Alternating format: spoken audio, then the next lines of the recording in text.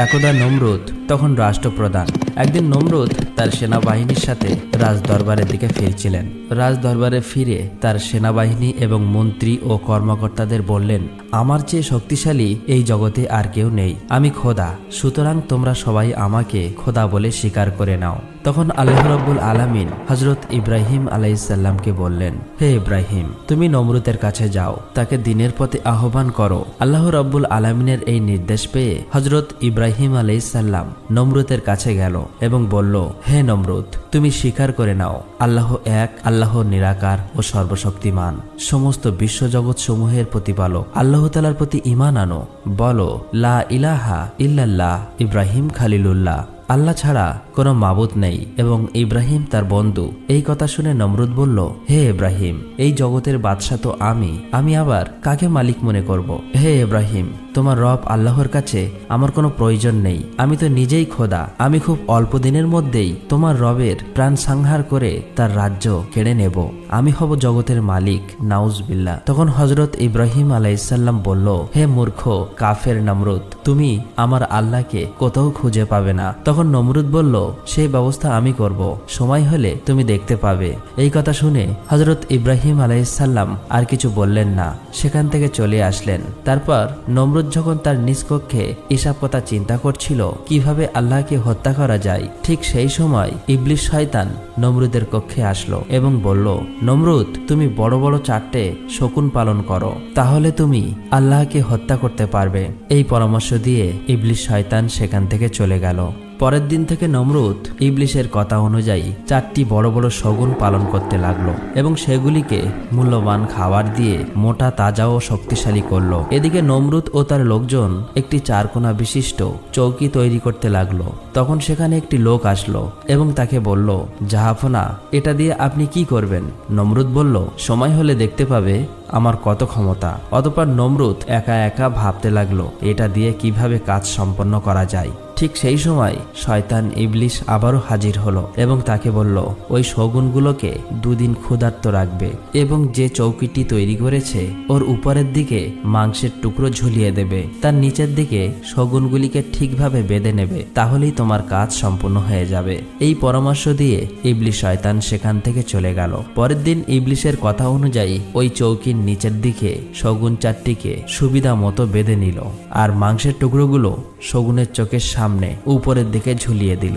ইতিমধ্যেই শগুনগুলো ক্ষুধার্ত ছিল, তাই তাদের লক্ষ্য ছিল ওই মাংসের টুকরোগুলো, আর নমরুদের লক্ষ্য ছিল আকাশের দিকে যাওয়া। যেহেতু শগুনগুলো ক্ষুধার্ত ছিল, তাই তারা যাতে মাংসগুলো খেতে পারে সেই জন্য তারা উপরের দিকে উঠতে লাগলো।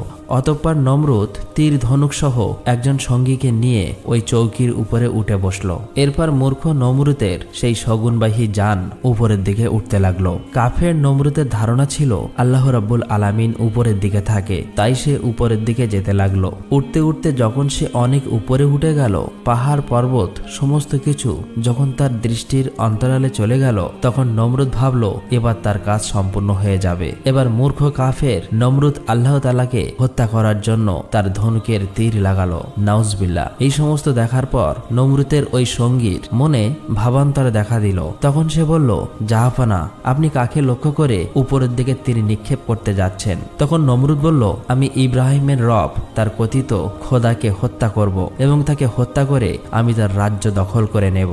এই কথা শুনে সঙ্গীটি বলল, কি দুরাশা আপনার! আল্লাহ রাব্বুল আলামিনকে কেউ কি হত্যা করতে পারে? তিনি তো মহান, তিনি তো অসীম, সর্বশক্তিমান, পরাক্রমশালী। তিনি তো এই জগৎ সমূহের প্রতিপালক, এক আল্লাহ ও অদ্বিতীয়। আল্লাহ ছাড়া কোনো উপাস্য নাই। সঙ্গীর মুখে এমন কথা শুনে পাপিষ্ঠ নমরুদ ক্রোধে গর্জে উঠল। মনে মনে ভাবলো, এই লোকটি কি তাহলে গোপনে ইব্রাহিমের ধর্ম গ্রহণ করেছে? তাই রাগান্বিত হয়ে পাপিষ্ঠ নমরুদ ওই লোকটিকে ধাক্কা মেরে চৌকি থেকে ফেলে দিল। ঠিক ওই সময় আল্লাহ রাব্বুল আলামিন হযরত জিবরাইল আলাইহিসসালামকে হুকুম করলেন, হে জিবরাইল, তুমি যাও, পাপিষ্ঠ নমরুদ যে লোকটিকে উপর থেকে ফেলে দিয়েছে তাকে তুমি রক্ষা করো, তার যেন কোনো ক্ষতি না হয়। আল্লাহ রাব্বুল আলামিনের হুকুম পাওয়া মাত্রই জিব্রাইল আলাইহিসসালাম খুব দ্রুত এসে ওই লোকটিকে রক্ষা করলেন। অতঃপর মূর্খ পাপিষ্ট নমরুদ এবার তার তীরগুলোকে উপরের দিকে নিক্ষেপ করলো। ওই সময় আবারও আল্লাহ রাব্বুল আলামিন হযরত জিব্রাইল আলাইহিসসালামকে ডেকে বললেন, জিব্রাইল, আমি আমার পরম শত্রুকেও নিরাশ করব না, আকাঙ্ক্ষা অনুযায়ী তার চাহিদা পূরণ করব। তুমি পাপিষ্ট নমরুদের মনের আশা পূরণ করার লক্ষ্যে একটি নিদর্শন তৈরি করো। নমরুদের নিক্ষেপ করা তীরের মাথায় মাছের রক্ত লাগিয়ে দাও, যাতে সে মনে করে সে আমাকে হত্যা করেছে। আল্লাহ রাব্বুল আলামিনের নির্দেশ পেয়ে হযরত জিব্রাইল আলাইহিসসালাম পাপিষ্ট নমরুদের তীরের মাথায় মাছের রক্ত লাগিয়ে তার উড়ন্ত চৌকির কাছে ফেরত দিলেন। শগুন চালিত সেই চৌকির উপর তীরগুলির মাথায় রক্ত দেখে নমরুদ আশ্বস্ত হলেন। মনে মনে ভাবতে লাগলো, অবশ্যই ইব্রাহিমের কথিত খোদা নিহত হয়েছে। এই চিন্তা করে তার মনের আনন্দের জোয়ার বইতে লাগলো। এবার সে ভাবলো, ইব্রাহিমের খোদা নিহত হয়েছে, তাই উপরে ওঠার আর দরকার নেই, নিচে নামতে হবে। কিন্তু কিভাবে নামবে সে বুঝতে পারছে না। ঠিক ওই সময় শয়তান ইবলিশ উপস্থিত হলো এবং বলল, বাদশাহ নমরুদ, উপরে ঝোলানো মাংসের টুকরো শগুনের নাগালের বাইরে এবার চৌকির নিচে ঝুলিয়ে দাও, তাহলে তুমি নিচে নামতে পারবে। এই কথা বলে সে সেখান থেকে চলে গেল। অতঃপর নমরুদ দেরি না করে সাথে সাথে ওই মাংসের টুকরোগুলো নিচে ঝুলিয়ে দিল।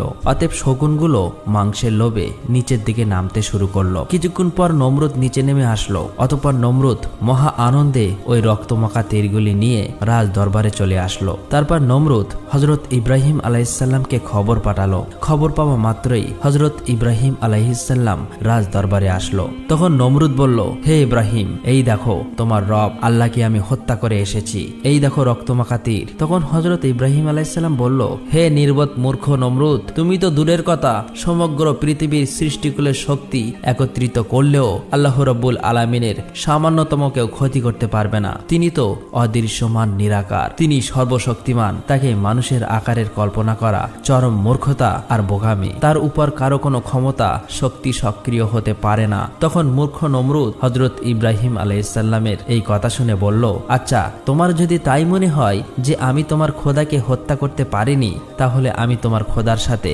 যুদ্ধ করতে চাই। বলো, তোমার খোদার সৈন্যবাহিনী কত? তখন হযরত ইব্রাহিম আলাইহিসসালাম বলল, আমার রব আল্লাহ তাআলার সৈন্যবাহিনীর সংখ্যা অগণিত। তার সৈন্যবাহিনীর সংখ্যা হিসেব করে কেউ কখনো শেষ করতে পারবে না। তাছাড়া তিনি তার সৈন্যবাহিনী ছাড়াও একাই যে কোনো পরিস্থিতির মোকাবেলা করতে সক্ষম। তখন নমরুদ বলল, ঠিক আছে, তোমার রবের সৈন্যবাহিনীর সংখ্যা জানার আমার কোনো প্রয়োজন নেই। তুমি তোমার রবকে সৈন্যবাহিনী নিয়ে যুদ্ধের জন্য প্রস্তুত হতে বলো। তোমার খোদার সৈন্যবাহিনীর যদি সাহস থাকে তাহলে আসমানের নিচে নেমে আসুক। তোমার রবের সৈন্যবাহিনীর নমরুদের নাম শুনেছে, কিন্তু এখনো তাকে চিনতে পারেনি। তারা জানে না নমরুদের শক্তি কত বেশি।